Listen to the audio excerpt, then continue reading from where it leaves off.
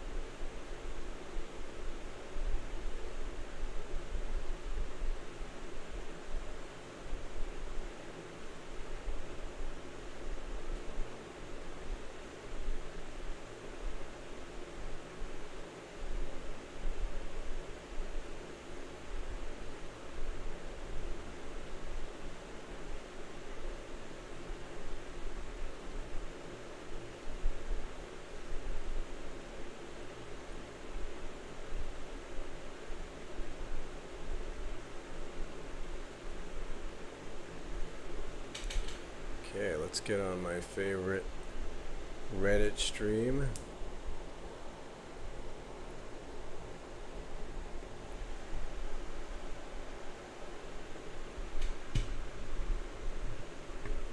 The leopards ate my face.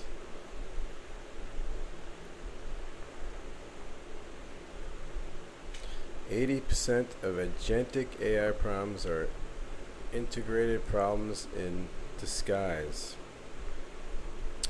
Okay. Amanda Garcia is a Latina cattle rancher in Rio Grande City, Texas, who voted for Trump. Now her livelihood is affected by tariffs. It impacts us on another level. Sometimes it's just him tweeting and it upsets someone, and it could really have an impact on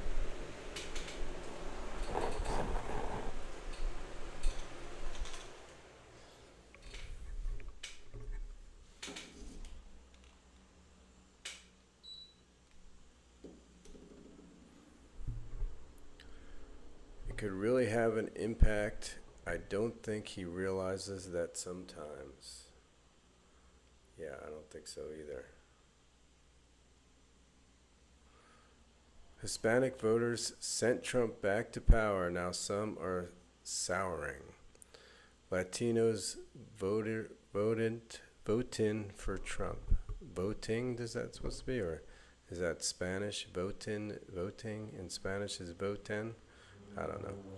When one-time Democrat Sam Negron headed to the polls to cast a ballot for Donald Trump in 2024, he did so with one thing on his mind above all: the economy.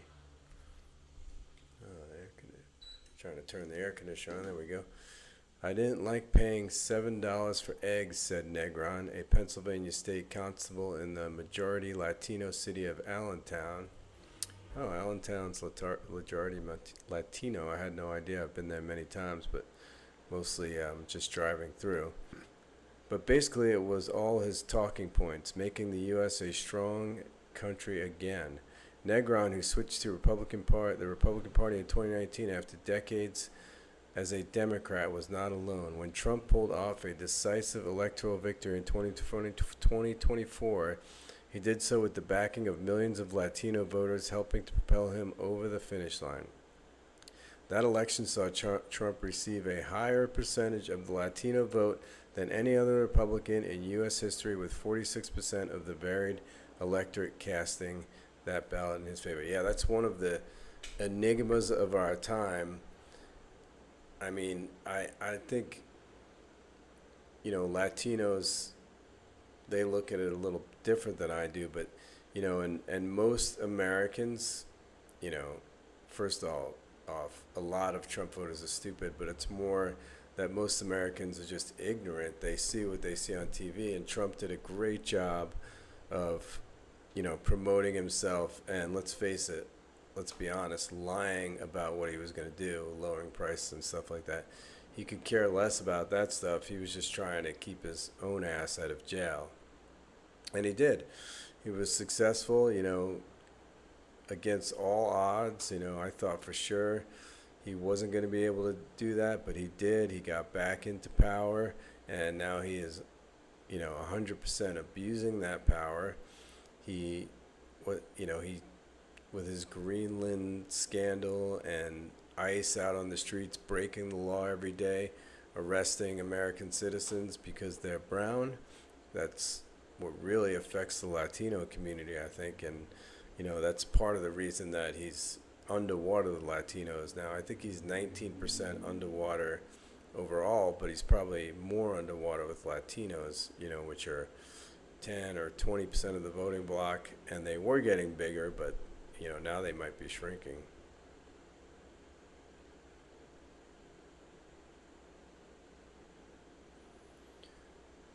But 1 year into his term, cracks in that support have begun to emerge. Now, polling from CBS News, the BBC's U.S. partner, shows that support among U.S. Latinos for Trump has fallen to 38% and a marked decline from a high 49% in early February following his return to the White House. Latino vote is both vast and diverse, encompassing communities of varied ancestries, economic power, and relative size. Yeah, a lot of people don't realize the Latino vote is very diverse. I mean, you have Cubans, Venezuelans, and Venezuelans, are probably, were happy with Trump, but now he's kind of, he captured Maduro, but he let Maduro's thugs stay in power there, so really nothing's changed in Venezuela for the population. But then Cubans, who are very anti-communist because of the Cuban communist regime, headed by Fidel Castro and the Castro family for many years, has made Cubans very anti-communist, and Cubans have always voted Republican. And then you have Mexicans, who I think, are more out west, but I think the Mexican population probably skews more to the Democrat side, and, El Salvadorians, and, every country in Central America and South America is represented throughout the electorate, but the big ones are Mexicans, Cubans, Venezuelans.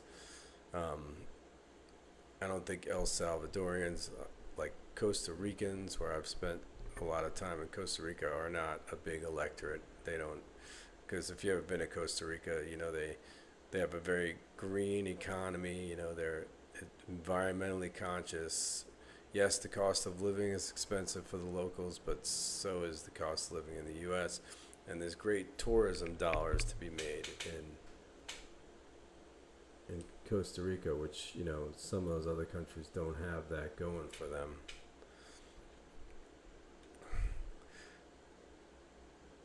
Collectively, however, they form the largest non-white voting bloc in the country, totaling 36 million people. Data shows that Trump's gains among these voters in 2024 was to a large degree a result of their dissatisfaction with the economy in the waning years of the Biden administration. One poll that's also where, I think people are a little ignorant, because the economy was recovering well during Biden. I'm not a Biden fan. I say this over and over on this channel. I never wanted Biden as president, but you give me a choice between Biden and Trump, I'm going to vote Biden every time. Just because, Trump's a maniac. But the economy was recovering under Biden. It just was recovering slowly, and like now, like it's still doing, it was recovering in a K-shaped economy, which a K-shaped economy now, a K-shaped kind of like this, right? So a K-shaped economy, the upper class, the 1%, the 10%, whatever, are recovering much faster and much greater than the lower class, which is the bottom of the K, who are recovering slowly, and they're losing value. That the dollar is going down, especially now under Trump. The dollar is losing value. So if you have money in a bank account at a regular rate of 1% or whatever, and inflation's 3%, and the dollar is losing value, you're actually losing money keeping your money in that bank account. So you're better off. I prefer to diversify in the stock market, and then also have money in a high interest bank account, which is right now it's like 3.5%. It was 4 or 4.5% a few years ago, but since the economy is not doing well, inflation's still high, and they've been mostly lowering the interest rate. When the Fed lowers the interest rate, like Donald Trump's been pushing for so much, that actually lowers the interest rate in the high yield bank accounts, which before the interest rate got lowered 3 times in the last year, my high yield bank account was 4%. Now it's 3.5%, which is still, 0.5% above inflation, but not great. And of course, you could do much better and I am diversified with my personal money. I have some crypto holdings and I have stock market holdings, but, not tons. I'm not a millionaire or anything like that. But, and the stock market's been doing well. It's slid a little in the last few weeks. So, basically what I'm getting at is the economy under Biden's, was starting to crawl back up, and it basically has leveled out under Trump. Unless you have a lot of money in stock accounts or real estate wealth, and then you're doing pretty well. But inflation hasn't changed. Inflation went up 9% because of the pandemic. Everybody points that out under Biden, but that was really because of the pandemic, which, don't forget, started under Trump. So that inflation started under Trump. And, Biden had brought it down to 3% or lower, and it's basically still there now. It got a little lower, but Trump's tariffs brought it up again. Okay, that's a long diatribe, but data shows that Trump's gains. Okay, one poll from Pew suggests that 93% of Latinos who cast their votes for Trump rated the economy as their primary issue, with violent crime and immigration trailing far behind. Yeah, everybody's primary issue is the economy. It's the economy, stupid. Who's that? That famous, pollster or political not activist, but political consultant. What's his name? The old bald guy. I can't remember his name, but he's, he was a Bill Clinton guy, and yeah, that's his line. It's the economy, stupid, and it always is the economy. So those same concerns now becoming back. Those same concerns may now be coming back to haunt Trump. Yes, they absolutely are. Data from the new CBS polls shows that a significant majority of Latinos, 61%, disapprove of Trump's handling of the economy, while 69% approve of his handling of inflation. The vast majority said they judge the performance of the U.S. economy through prices. Yeah, that's the thing. People don't judge the economy through the stock market because, let's face it, the biggest holders in the stock market are only really wealthy people. I mean, I have a few $1,000s in the stock market, but doesn't affect me day to day like prices at the store do. Being a a paycheck earner, a W-2 worker, you are not gonna, you know, you're not gonna judge inflation on what you have. And I mean, you might if you're close to retirement and you have a big 401k, but mostly you're gonna judge it on what you go to Walmart and pay for eggs and like steaks and whatever else you like to eat. And people are eating a lot worse these days. A lot more processed foods, because those are the cheap foods. Let's face it, in reality, the expensive foods are always the organic food, the food that's healthy for you. Even vegetables are, crazy expensive now. And, steak is, some people don't think it's good for you, but I mean, a steak or red meat once a week or whatever is good for you. Republican strategist Mark Madrid, a critic of Trump's and among the most well-known observers of Latino politics, said he believed Latino voters have completely turned on Trump primarily over the economy. This trend, he said, is a repeat of the scenario, which is crazy. You would think they would turn on him over. They see what's happening to their fellow Latinos all over the country, but to them, it's more the economy. Among the most well-known... This trend, he said, is a repeat of the scenario the Democrats found themselves in during the November 2024 election. The Latino shift right was more a function of Latinos leaving the Democratic Party due to the economy than it was a function of being compelled by the Republican Party, he said. Yeah, and that's another thing. You could build, like Trump built a unique coalition of young people, Latinos, but in 2026, he's going to lose them all because he promised them on day one, however, crazy or stupid or, insane they were for believing him. Anybody who knows politics or economics a little bit knows that, on day one, he wasn't going to lower prices unless he did like, basically took over all the corporations, which he wouldn't be able to do, and just lowered the prices himself, which he can't do. In a democratic society, especially the United States, the corporations have way too much power. I mean, a lot of those corporations sucked up to Trump, but those were mostly the tech corps and stuff like that. And the people who did suck up to Trump got the tariffs they wanted, and the people who didn't, and I didn't see, big beef or big vegetables or whatever sucking up to Trump. I don't know if they had the capacity to do it or whatever. It seems like all you have to do is give him like some kind of golden award and you get what you want from him. But yeah, so while White House officials have pointed to lower gas prices, tariff revenue, and foreign investment as economic successes, polls indicate a broad spectrum of Americans remain concerned by the following. Guys, go ahead and subscribe.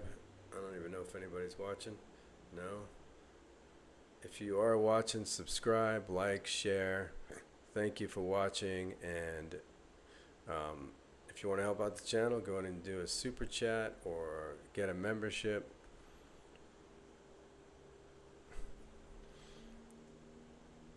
While White House officials have pointed to lower gas prices, tariff revenue, and foreign investment as economic successes, polls indicate a broad spectrum of Americans remain concerned by a slowing job market, high prices, and affordability issues.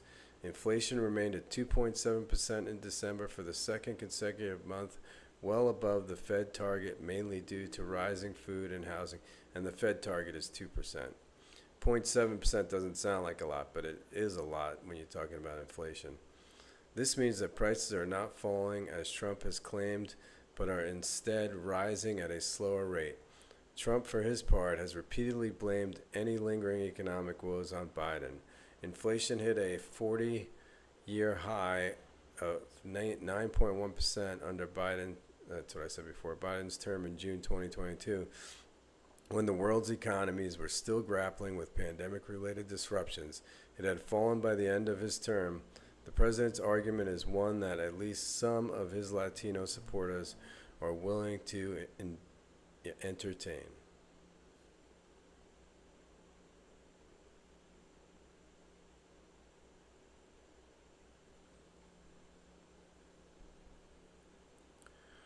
Okay, so here is a good chart showing U.S. inflation at 2.7% December Consumer Price Index 12-month percentage rate. So you can see that 9-point spike in the middle of the pandemic, or coming towards the end of the pandemic, but caused towards the pandemic. And then under Obama, inflation was 0% for a while, which is, deflation, which isn't good for the economy either, but, that's really what Trump wants. And then under Trump 1, it was under 2, over 2, closer to 3 here, back under 2, 1.5 or something like that, or maybe even 1%, back up closer to 3, and then inflation was at 0. That's right when the pandemic hit, though.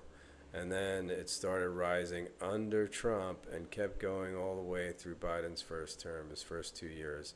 And then, the Build Back Better and all that stuff, and inflation started coming down. So to understand this, you have to understand that the pandemic was a once-in-a-lifetime pandemic, we hope, and that is what caused this inflation. The government infused a ton of money into the economy. If you ask me, they didn't do it correctly by infusing the money more into businesses. Yes, they gave like $1,500, I think twice to each person. Of course there was means testing on it and whatever else, but they gave that to each person, and that is part of what caused the inflation. But then they had the loans they gave back to companies, which I remember reading. Marjorie Taylor Greene, her personal company, which is a gym, a fitness gym, or what were those gyms that were popular for a while? I can't remember the term, but the ones where you roll a tire and do pull-ups or whatever.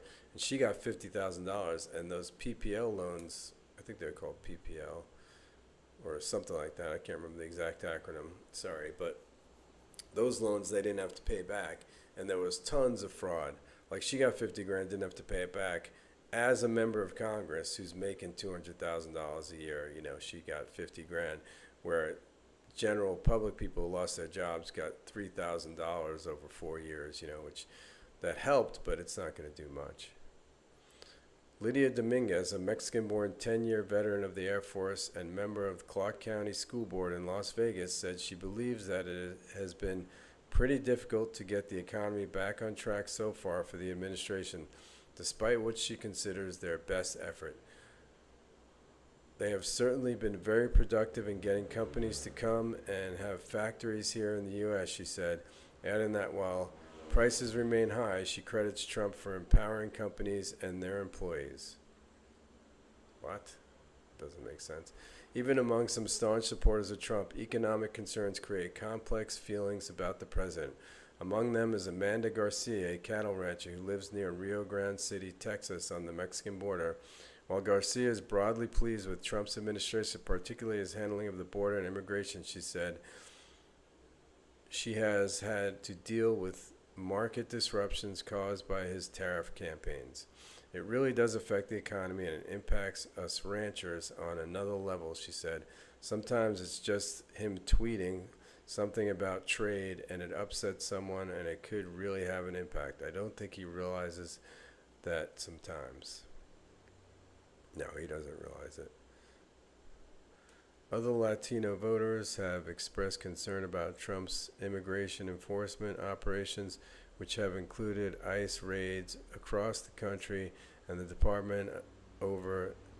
deportation of over 600,000 people between January 2024 and early December alone. Yeah, and 75% of those deportations, or 75% of the people ICE have picked up so far, do not have criminal histories. I remember he said he was just going to go after the criminals. Several Latinos who spoke to the BBC, however, said they supported the immigration raids and framed them as protecting the jobs and livelihoods of legal immigrants and U.S. citizens. As a human being, I feel for them. They're poor in their country, said Sam Negron, the constable in Allentown. But guess what? I'm poor in mine. As with the economy, Trump's immigration drive has also created mixed feelings among some of those who still support him after a year. And that says it all. The constable says he's poor in his country, which is true. If you're a middle class person, which a constable's salary, a policeman in Allentown, should be a middle class salary, you cannot survive in the U.S. today. And that's why Trump got elected, and that's also why he's going to lose the Congress in 2026 in this November, and probably in 2028 the Republicans are going to lose the presidency because Trump is focusing on Venezuela, he's focusing on Greenland, he's focusing on his ballroom, he's not releasing the Epstein tapes, and he's not doing anything for the economy. So he's doing everything he said he wouldn't do, and that is going to cost him, or J.D. Vance, or whoever is the Republican, stalwart in the 2028 election. Trump Jr., whoever it is going to pay for Trump's lying and misleading about the economy. Oscar Byron Sarmiento, a Houston-based electrician, said that while he believes Trump is doing a great job, he also believes that the immigration clampdown has gone a little bit extreme. There's a lot of people, quote, there's a lot of people who are good people, law-abiding immigrants, he said. Yes, they're here illegally, but I don't think we need to go after these people. They want to be in the U.S. contributing, he added. They're following the rules like grandmas, moms, aunts, and uncles. Sarmiento said, leave these people alone.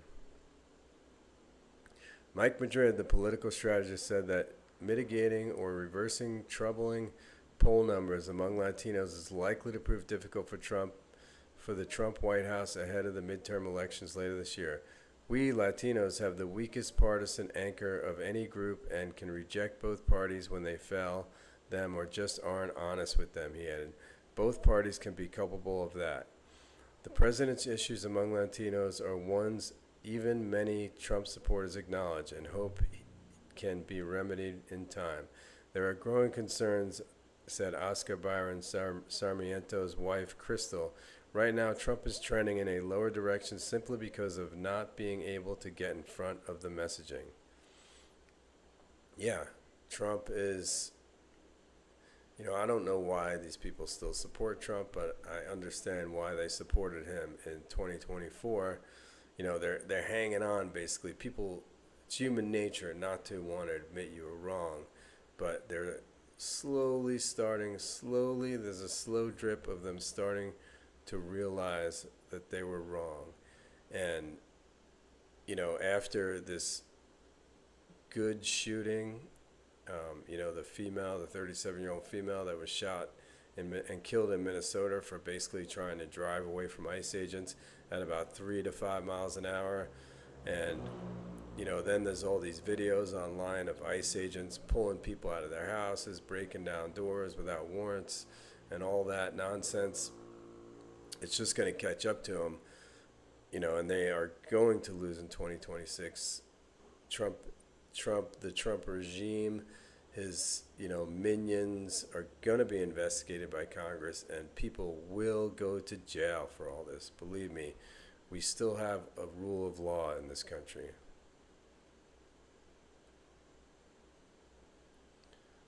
Trump backs tariff policy. Yeah.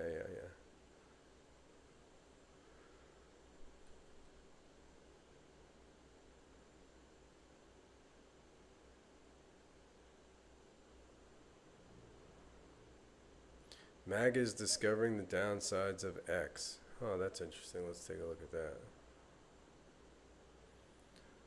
MAGA is discovering the downsides of X. X, formerly known as Twitter. Let's see.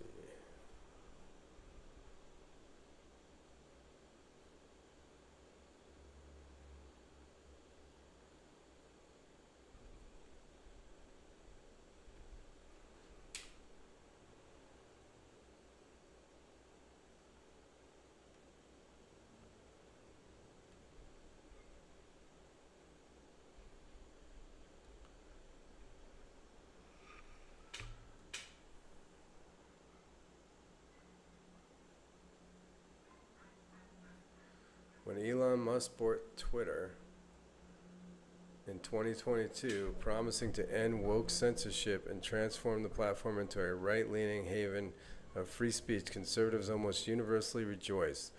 The right's expectations for the Musk-era platform were sky high. Many predicted that it would end the liberal media's supposed stranglehold on information. Others hailed it as a epochal moment in the history of American conservatism. 3 years later, Musk's control of the platform, now rebranded as X, has delivered its fair share of benefits for conservatives, not least of which was Musk's successful full-court press to elect Donald Trump in 2024. But as the elite echelons of the MAGA movement slowly descend into obscure online disagreements and testy turf wars between the influences, conservatives are starting to confront an unpleasant possibility that the right's domination of X is going more to divide the MAGA movement than unite it.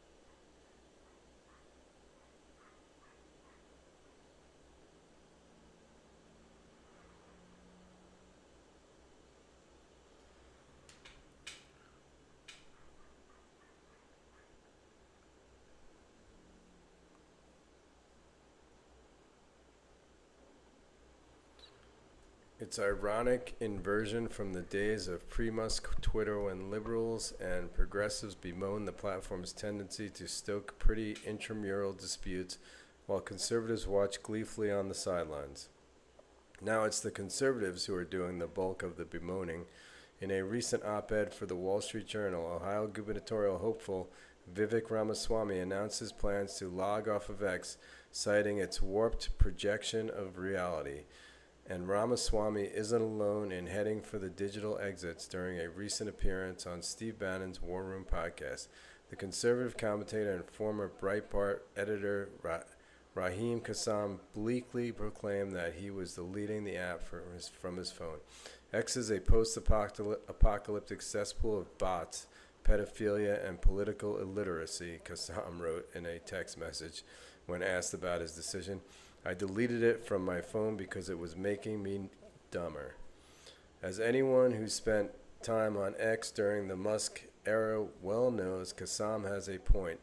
Since Musk took over the platform and promptly relaxed its content moderation rules, researchers have found a notable uptick in both hate speech and activity from bots or fake accounts, especially during high-profile political events like presidential debates. Musk's efforts to combat bot activity have in turn backfired on conservatives. A new feature rolled out earlier this year displaying the country where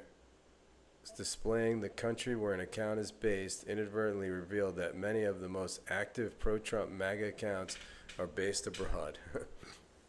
Yeah, they're Russian bots.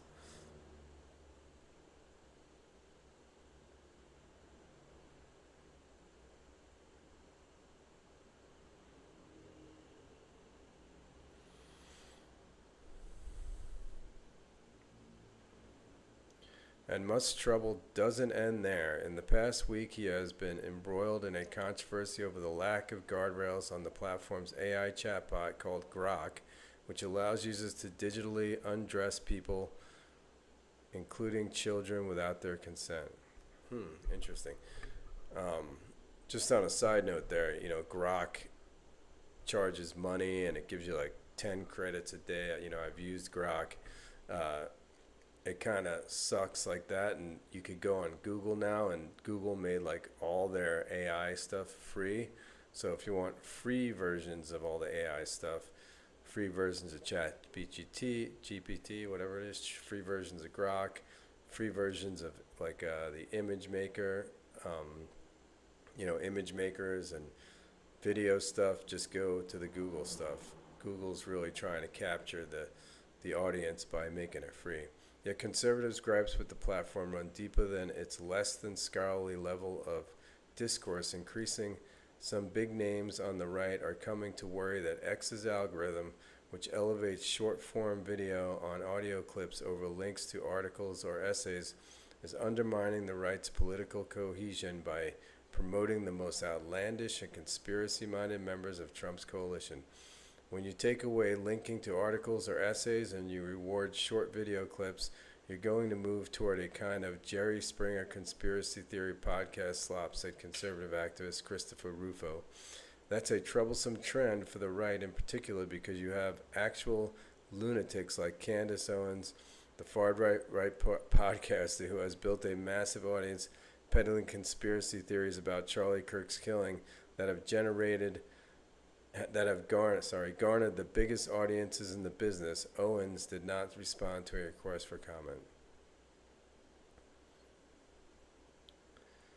Rufo, of course, is not squishy moderate himself, having spearheaded the now government-wide campaign against critical race theory and successfully agitated for the firing of prominent liberals like former Harvard President Claudine Gay. But from his vantage point, the problem with the current X algorithm is not that it rewards radical voices so much as it elevates figures who appear more interested in generating political spectacle than in driving real-world results. Yeah, I would say that about most of the right. They're more interested in, grifting and making money than actual political results. So, all right, 3 viewers. Give us a super chat. Thank you for the views. Average duration 1 minute. Yeah, so let's read in conclusion here because it's a long article. But Rufo and Keeperman also acknowledge that the downsides of conservative dominance are very real and could become more acute as the jockeying for the 2028 presidential nomination intensifies. The assessment is pretty obvious. It's better to be in power than not to be in power. But now we have new challenges. We're in a new era, and the online right is in a moment where some will have to adapt, said Rufo. That's going to be the defining path for the next 3 years and for the rest of this Trump term, if he makes it through the term. So that was interesting. Yeah, X is a mess. I am actually on X, but I don't use it that much. I sometimes go to X on here just to read the crazies, but X has a lot of trivia questions I like, which is funny and stuff like that, but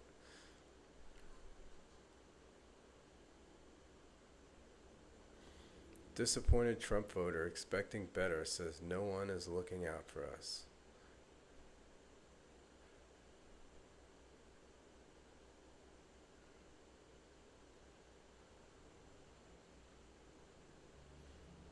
Alright, looks like Liam Neeson.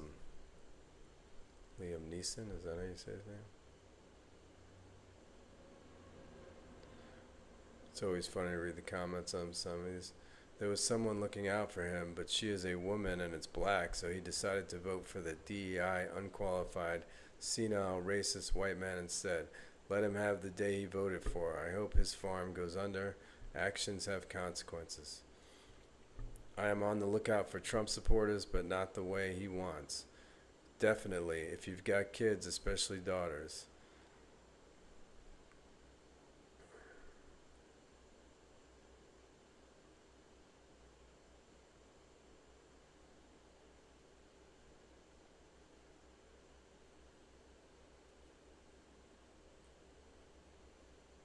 Disappointed Trump voter expecting better says no one is looking out for us.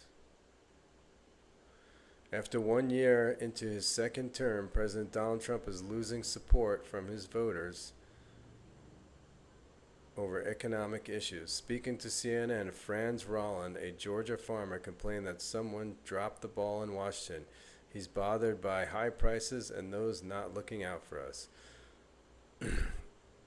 Trump says, be patient. This is a quote from him. The farmers are going to be better than ever. We better hurry up because we can't. We can't stand this much, said Rolland, who supported Trump, hoping he would improve the economy. When you hear politicians and others in Washington saying the economy is doing great, the country has never been better, they need to come out here. They need to come out here and live in my shoes. The economy may be doing better. Okay, that's misquoted. Maybe doing better for some people, but on the farm, it ain't doing better, said Rollin. Toy store owner Florence Allen said that her economy isn't hot the way Trump seems to think it is. In fact, none of her costs at home or for the store have gone down. CNN reporter Jeff Zeleny commented, Allen, a Democrat, has owned her toy store for 20 years and tried to navigate the whiplash tariff policy that's impacted much of her inventory. When you've heard the president say, we're making all,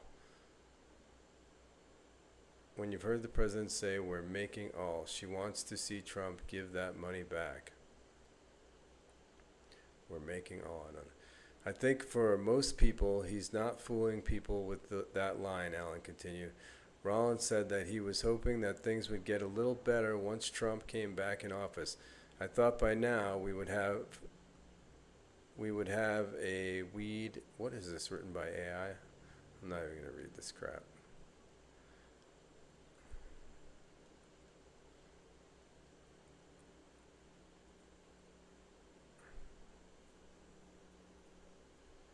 Growing sense of embarrassment at FIFA over Donald Trump Peace Prize. Yeah, I bet. If you guys don't remember that, Donald Trump got a Peace Prize from Antifa.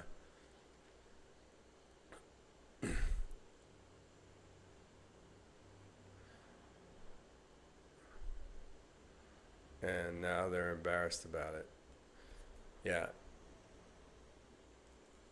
Too many people are trying to suck up to Trump by giving him these, stupid prizes. Like I don't know if you guys remember, I'm a Gen Xer, but millennials, when I was younger, when they were, when I was a kid, you got a trophy if you did something to earn it, or you just didn't get it. But then during the millennial generation, they had trophies for, mediocrity and even for failing, and a lot of people in my generation and the generations before me criticized that. They said you're going to make people, but obviously Trump is, he's the boomer generation, like the beginning of the boomer, he's like 80 years old.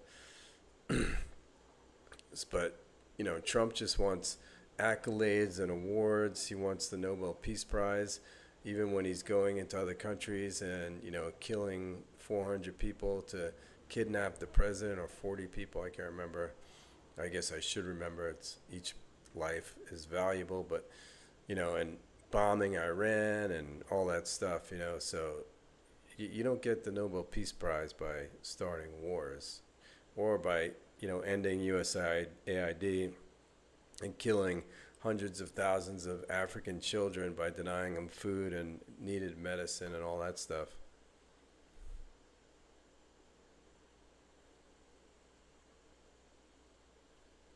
If you guys are new here, the 4 viewers, go ahead and subscribe. Thank you. I appreciate it. Send a super chat. Get a membership.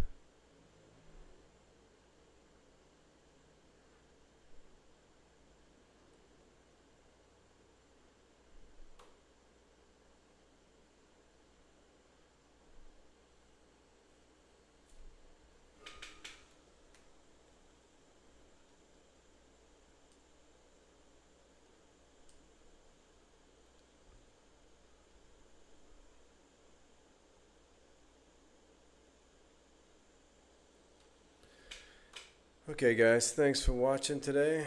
That's about enough for me today, and I will do a live stream again in a couple of days. If you want to know when my live streams are coming out, or you want to be notified, go ahead and subscribe. Thanks for watching. Come back again, and I will see you soon.